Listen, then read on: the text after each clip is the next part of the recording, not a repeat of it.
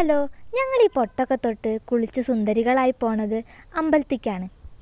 ഞങ്ങളുടെ അമ്പലത്തിൽ ഇന്ന് കൊടുതിയാണ്. അപ്പോൾ ചിരാത് കത്തിക്കാനുള്ള ഡ്യൂട്ടി അത് ഞങ്ങൾക്ക് കിട്ടി. ഇനി കോഴിവെട്ടാണ്. ദേ ഇവന്മാരെയും കൂടിയും കൂട്ടി 9 കോഴിക്കളെയാണ് ഇന്ന് വെട്ടണത്.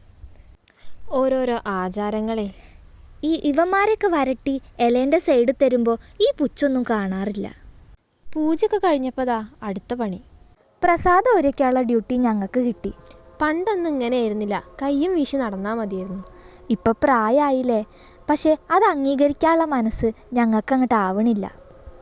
ഇതാണ് കേട്ടോ ഞങ്ങളുടെ തറവാട്ടത്തെ അച്ചമ്മ. പ്രായമായവർക്ക് കുട്ടികളെ മനസ്സാന്ന് പറയണേ എന്തൊരു ശരിയാ. അച്ചമ്മയ്ക്ക് പല്ലില്ലാത്തതുകൊണ്ട് ചിരിക്കണ കാണാൻ നല്ല രസമാണ്. ചിരി മാത്രമല്ല കേട്ടോ, മൂപ്പത്തിയാരെ സംസാരം അടിപൊളിയാ. നിങ്ങളെന്നെ കണ്ടില്ലേ, ആളൊരു സുന്ദരിക്കോതയാണ്. ഒരുറക്കൊക്കെ ഉറങ്ങി 12 മണി ആയപ്പോഴാണ് ചോറ് വിളമ്പിയത്. ചോറ് കണ്ടതോടെ കാത്തിരിപ്പിന് വിരാമായി. ഇനി തിന്നുക, വീട്ടിൽ പോവുക. Good night.